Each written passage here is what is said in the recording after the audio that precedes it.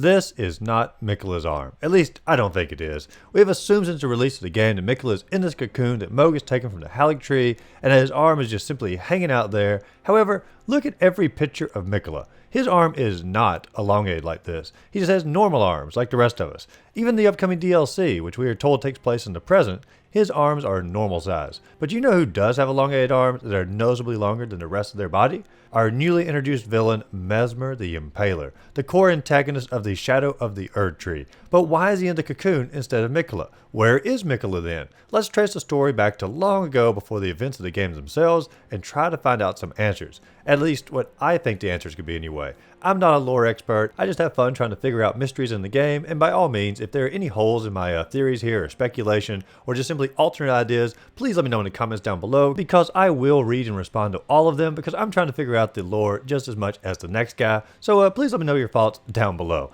But according to the DLC, we know that Marika traveled to the Shadow Realm long before the Golden Order was established, and it was here that most believe that she was given her divinity. We know very little about the realm as a whole, but according to the DLC, it shares the same architecture as Mohg's palace, and Mohg is one of the few characters that we know has a connection or communication to the outer gods, or at least one of them being the Formless Mother. We'll get to more on this later, but I think it leads to the idea that the Shadow Realm is where at least some of the outer gods live, and some people from the main world can make connection to that outer realm if they have certain powers, like Mohg. But let's get back to Queen Marika and her newly established goddess form. Her and Radagon continue on from here to have their 3 children, Melina, Miquella, and the newly mentioned one, Mesmer the Impaler. Now, he wasn't always Mesmer the Impaler. At one time, he was just simply Mesmer, I believe. And I believe that was Mesmer who was the oldest child, and he was the one who was placed in charge of the power known as the Destined Death, or sometimes called the Rune of Death throughout the game. Either way, it's the same thing. This was to keep the outer gods in check, though, and the ability to stop the cycle of rebirth of anyone who became a threat to Queen Marika. Mesmer was placed with this duty and placed in the Shadow Realm to help patrol these outer gods, but he did not rule this area all by himself. Much like his mother, at least I believe anyway, Mesmer also had a separate form to rule the Shadow Realm with, and I personally believe this separate form is Melina. Now, before you click off the video, let me at least give some evidence of why I feel this way, and then you can choose to click off the video or not after that. It's common knowledge that Marika has Radagon as her alter ego, and most speculate that Miquella has Saint Trina, and I feel there's a great deal of evidence that Mesmer has Melina. First off, there's the 3 butterfly theory, where each of the 3 children of Marika have a butterfly crafting item present inside the game. The wording of the smoldering butterfly alludes to Melina with the kindling, but it also alludes to the smoldering fire, which could easily be interpreted for Mesmer. This is very similar to how Miquella's butterfly alludes to him, as well as Saint Trina within the same item description. To me, this strengthens the idea. Secondly, the name itself starts with the letter M, and it's not a dead giveaway or anything, but it does help that all of the other children's names also start with the letter M. And the hair color definitely matches the family at the same time. But finally, and the most importantly though, is in the trailer we notice that Mesmer's left eye is closed, just like Melina's eye. It's very much of a split second part of the trailer, but people have stilled the image or done like some promotional posters here, and you can definitely see that his left eye is closed. And with this pathway of logic, I like to believe that they are one and the same.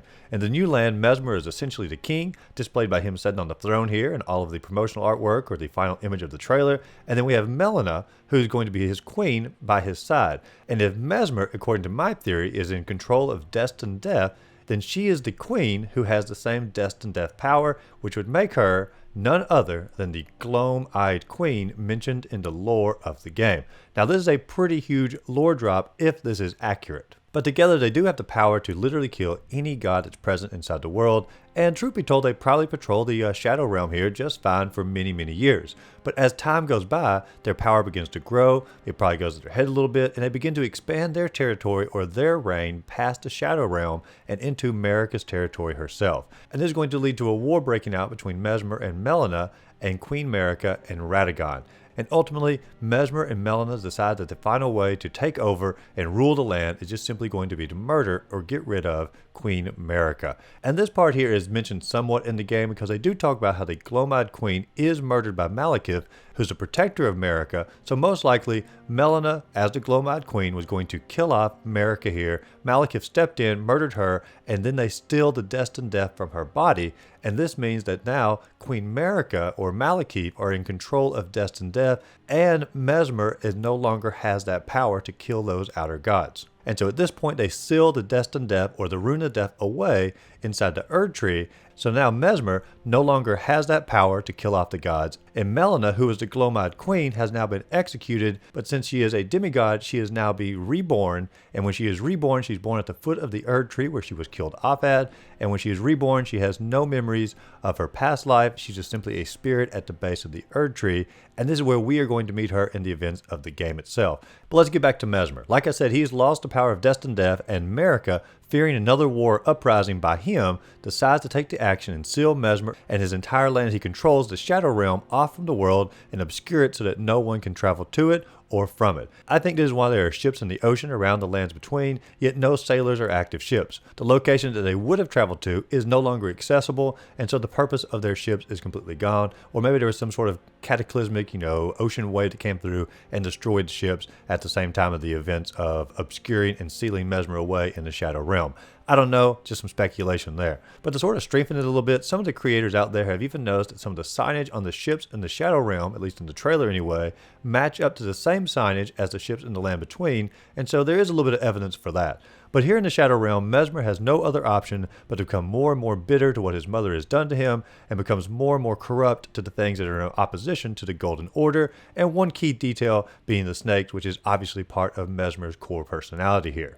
But while Mesmer is over here in the Shadow Realm, the rest of the world continues on its path, and Queen Marika has 2 other children to continue on her legacy. However, with destined death being banished, new afflictions that could not be killed off or controlled began to flourish, such as scarlet rot, and these afflictions took their toll on none other than the royal family themselves. Melina contracted scarlet rot, and it began to rot her body away. Miquella was cursed with the body of a child eternally. Miquella likely tried to get help from his mother, Queen Marika, but nothing was done because the only cure would be to unseal the power of destined death, and this would go against the Golden Order, so she was unwilling to do that.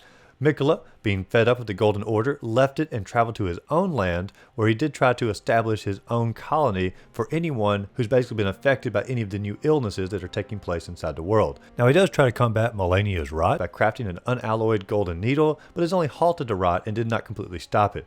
Miquella then tried to grow his own tree, known as the Haligtree, with his own royal blood to hopefully purify any afflicted nearby, and this was done by cocooning himself at the roots of the tree so the tree could feed off of his body. Clearly, Miquella is willing to do anything to save his sister, as well as anyone else who's been affected by the newfound curses throughout the realm. But it is here, while he's in his cocooned, coma-like state, that I believe the boundary between the Shadow Realm and the lands between is somewhat compromised, and he is contacted by his lost brother Mesmer. Mesmer tells Miquella that their mother has sealed away the power of death, and if it is returned to him, then he can kill the outer god of rot, thus eliminating scarlet rot and saving their sister. Miquella, clearly willing to do anything to cure Melina, clearly not agreeing with the Golden Order in general, attempts to find a way to open the boundary for his brother to return from the Shadow Realm. My theory is that this is done through the cocoon itself. Mesmer and Miquella are able to begin to swap their bodies within the cocoon, but something does go awry. Miquella is going to be able to make the journey, but Mesmer, being banished, is in need of some sort of blood disguise to enter the realm. His blood is banished from this realm itself, so he needs to disguise who he is to get in. Now, Mohg is chosen for this. Now, I can't say for sure why he is chosen for it, and I don't really think Mohg knows that he is part of this overarching plan here, but I think Mohg has connection to the outer gods or the formless gods because he can reach up into the sky and he can pull out from the formless god's body to throw out his spells here. And so he has some connection with his blood to the outer gods, so I think they're using him for that. But at the same time, I don't think Mohg really knows what's going on. I think he's just simply trying to get his own personal power or his vanity here. And so I think he's just sort of going on his own path, unbeknownst to him what's happening with Miquella and Mesmer. So anyway, Mohg steals the cocoon, takes it back to his palace, places the cocoon on a pedestal, and the transferring of Miquella and Mesmer continues unbeknownst to Mohg as he begins to add his own blood into the mix, which is going to be Mesmer's key to getting back into the main world. Now, Miquella, I believe, is able to travel to the Shadow Realm uninhibited, but Mesmer nearly travels to the lands between, but he's interrupted right at the end when our character approaches Mohg's palace, and you can see the arm in the sky, and then it droops down from the sky, and Mohg emerges from a pool of blood. Now, Mohg talks to who he thinks is Miquella, even though I believe it is Mesmer, and then the battle between us and Mohg begins. Now, by defeating Mohg, I believe we have stopped the transporting of Mesmer, and this is evidenced by his hand just simply lying limp there outside of the cocoon, and it is no action from this point on. Mesmer's transporting was interrupted, and he cannot easily make the leap into the lands between anymore. Their plan was foiled at the very last moment, so it did not come to fruition, and this is where we step into the picture. Now for this part, I'm pulling scenes directly from the DLC trailer, but when we get to the cocoon after defeating Mohg, a voice tells us, "Come now, touch the withered arm, and travel to the realm of shadow."